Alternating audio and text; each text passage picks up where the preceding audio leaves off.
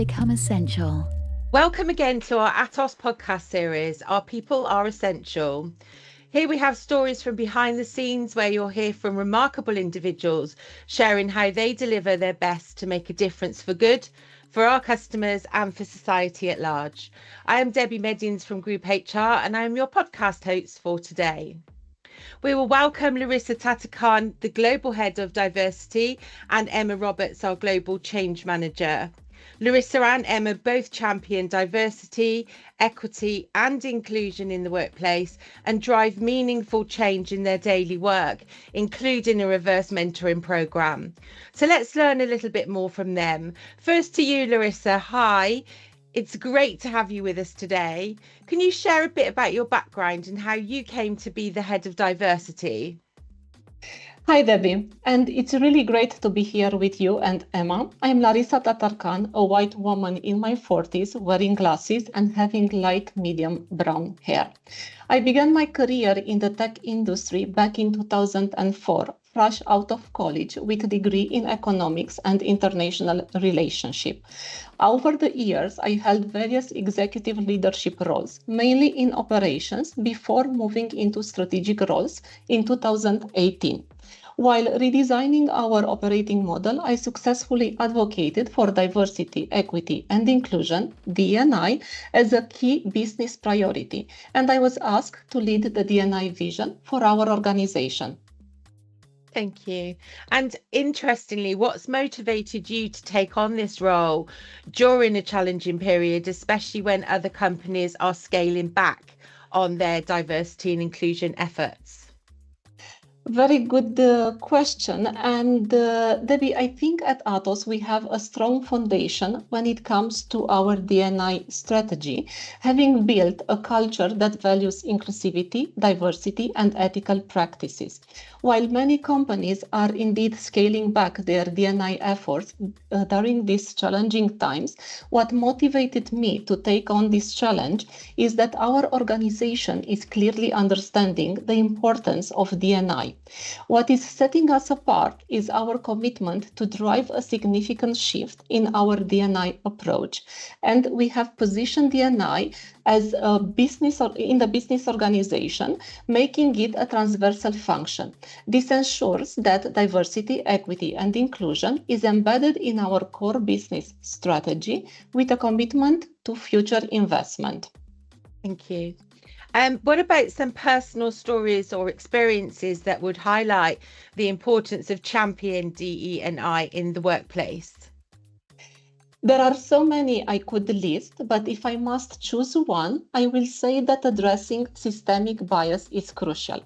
I firmly believe that learning from our own experience is a key part of this process, and that we must acknowledge that everyone has biases, including ourselves. For instance, I used to create colorful presentations because I normally use vibrant visuals. However, after a discussion with one of our neurodivergent colleagues, I learned that such presentations might be a challenge to follow for a neurodivergent individual. So this feedback prompted me to adjust my approach, ensuring that my presentations are more accessible and inclusive for everyone, and also made me understand how important it is to put myself in the shoes of the other. That's fantastic. And how do you ensure that the voices of all our employees are heard and considered? Our D&I strategy is built on key pillars, each supported by targeted initiatives, developed in collaboration with our business leaders and regional teams.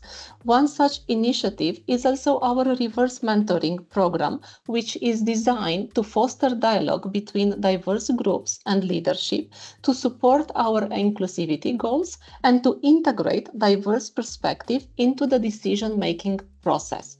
In this program, the traditional mentoring roles are reversed, with senior leaders paired with mentors from diverse groups, like our accessibility team, our ADAPT network, or our young talents. This approach helps bridging the knowledge gaps and building understanding between the different generations and underrepresented groups within the company. I'm very proud that I was part of the pilot, and I learned so much from my reversed mentor. Excellent, thank you. So on that, it's a really nice bridge over to Emma. It's great to also have you with us today. Can you share a bit about yourself and also what motivated you to participate in a reverse mentoring program? Yeah, thanks. Hi, Debbie. Hi, everybody. Thank you so much for having me here today. Really, really excited to speak to you all.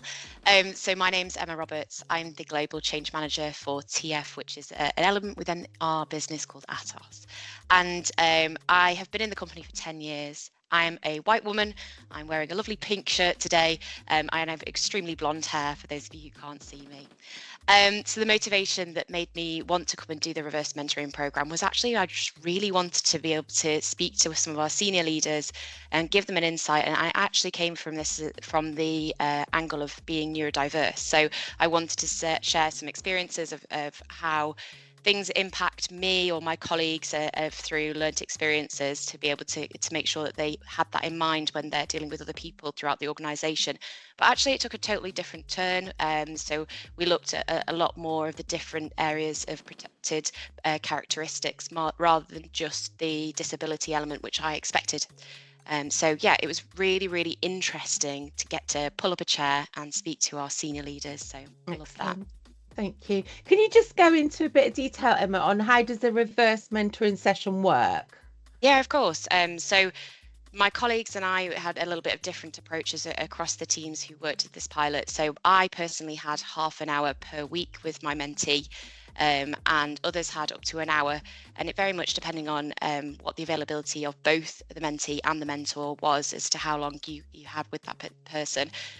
So recommendations here that I can definitely make would be that have the first meeting with your mentee and mentor to set that expectation about cadence and frequency, and also try as much as possible not to move those sessions to respect that they are kind of fixed in stone as much as possible. And I think that sets a really nice tone for mutual respect. Yeah. And do you have an actual example of where your perspectives or ideas have helped a senior leader understand or approach a situation differently? Yeah, I was actually blown away by the fact that I was able to make a difference. I genuinely went into it with kind of an open mind and not really understanding what I might be able to do within this. But due to the fact that I've bounced around the company, I've gone through loads of different positions, which has been fantastic. And I love Atos for that.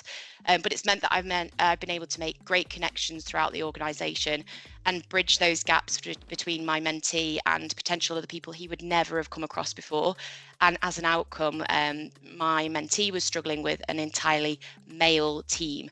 And as a direct result of the reverse mentoring and all of the research that I did based on what the needs of my mentee was, we actually managed to get 2 female applicants into that team, which is the first time that he's ever seen that, which is a huge success. Awesome. That's awesome. Thank you, Emma, for sharing that with us. And I'm sure it will inspire others to participate as well. We're going to go back to Larisa now. As you told us, you also participated in the programme as an executive mentee. So how was the experience for you? And do you have any takeaways to share? Indeed, Debbie, I participated in the program and it was a great experience. I was paired with one of our young talents. We had many inspiring discussions that highlighted the importance of communication and engagement.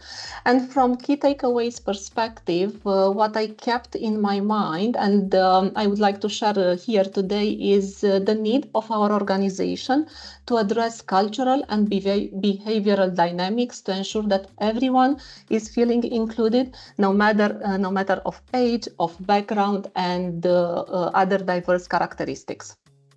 Fabulous, thank you. It's already the end of our podcast. So, Larisa, just a final advice for our audience, where I'm sure we have people passionate about DE&I and wondering how they can make a difference in their workplace. Everyone can contribute to our D&I journey, and if we have to list a couple of actions, I would say talking about D&I, learn about it, and engage in open conversation to understand different perspectives, experience within our organization. Lead by example, for example.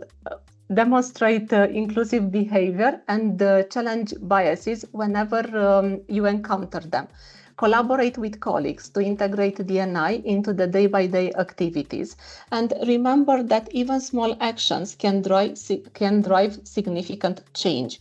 So staying committed and persistent, and use our own passion to inspire others to contribute to a more inclusive and equitable workplace. Fantastic. Thank you. Thank you again, Larisa and Emma, for this very rich session.